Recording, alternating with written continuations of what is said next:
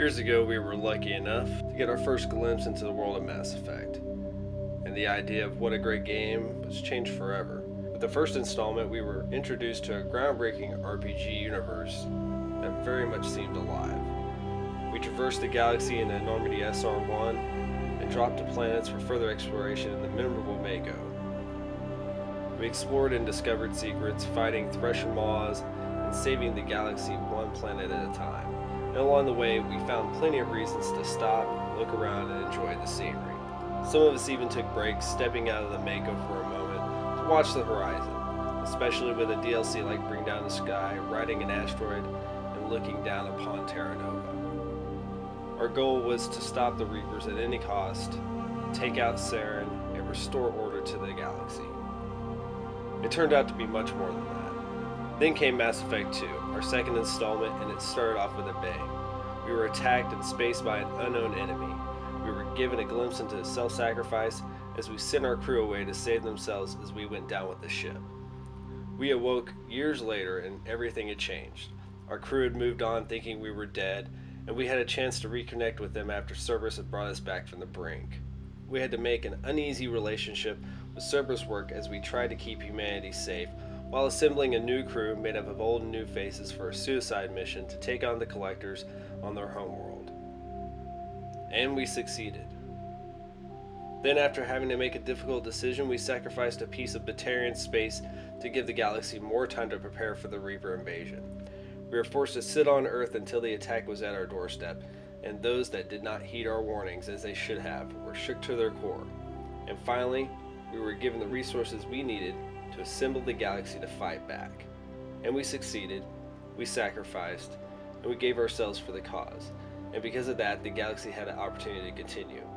Organic life as we knew it was spared, and we were its savior. As Shepard, we accomplished the impossible. And now we look forward to see what our new role as a player will be in shaping the galaxy and its future.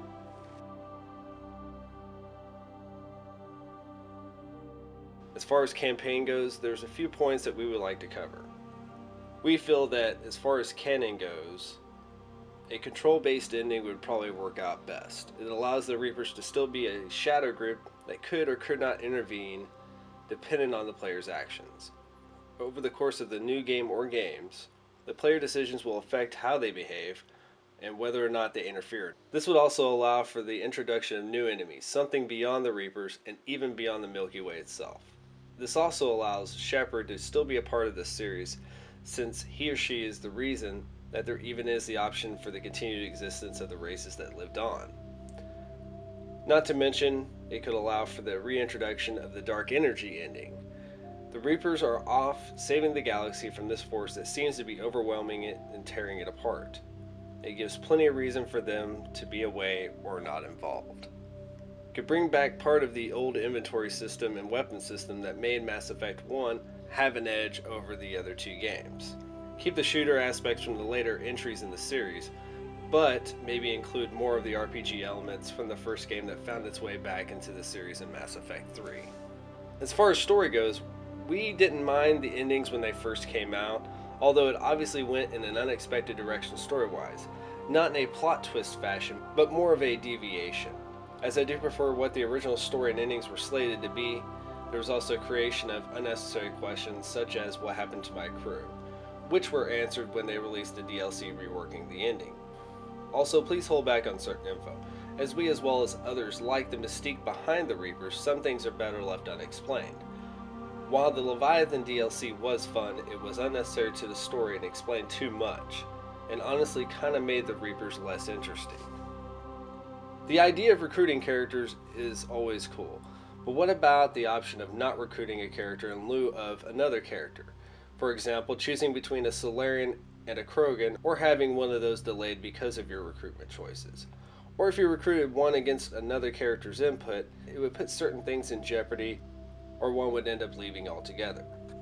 These are real choices, or having a crew member leave in anger only to become an enemy later on, and having to kill them off because they joined the enemy.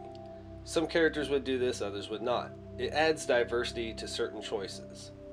Allowing friends to join your game and play as one of your squad members would be interesting as well, or the option to let them use one of their multiplayer characters to be promoted and recruited into your game, buying ships to create a mini fleet, and promoting your characters from multiplayer or within the campaign to take command of those ships adds diversity to certain choices.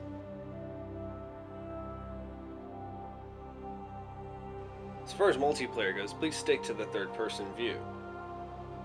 Also make the lobby system run more smooth. No checking for DLC every time I join a game, running me through multiple load screens, and make it more intuitive and easier to access.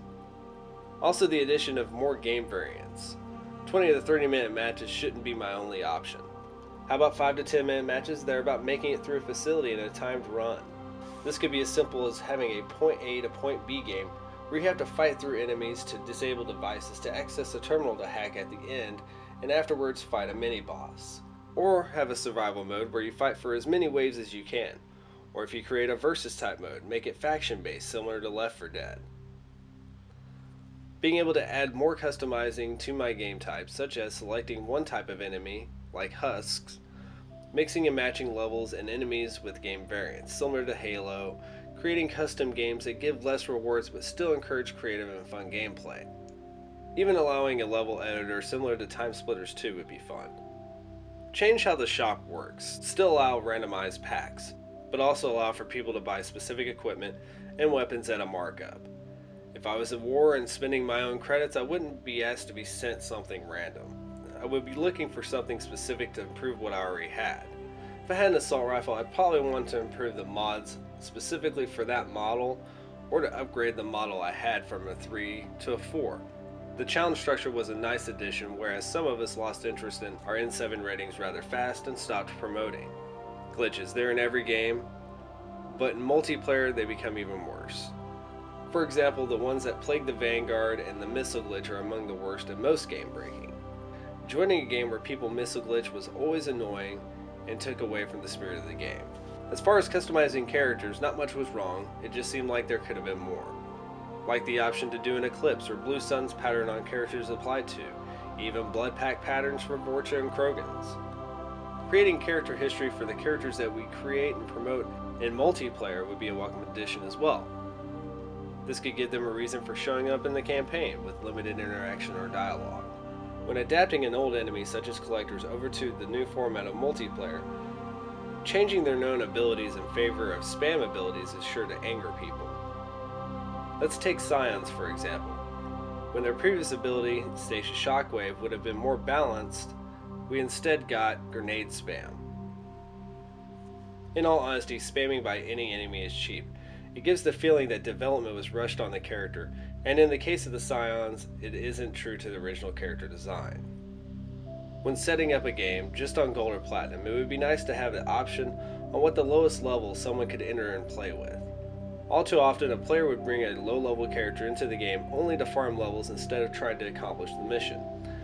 This leads to annoying games, wasted equipment, and frustration. It would be nice to have a better matchmaking system in general, and a smoother lobby system. The multiplayer seems like it was designed for LAN games instead of online multiplayer. Thank you for watching, and please, we welcome more input into what you would like to see improved upon or added to this wonderful series. You can be sure we are looking forward to the next installment. What it will become is up to BioWare, but we as fans can help along the way where we can, and hopefully help them in their journey to keep us entertained in this gripping saga. We have only just begun on our journey towards Mass Effect 4, so stay tuned and thanks for watching. We will leave you with some pictures posted by BioWare on the next Mass Effect project, and some artist renderings of what Mass Effect will look like on next-gen hardware.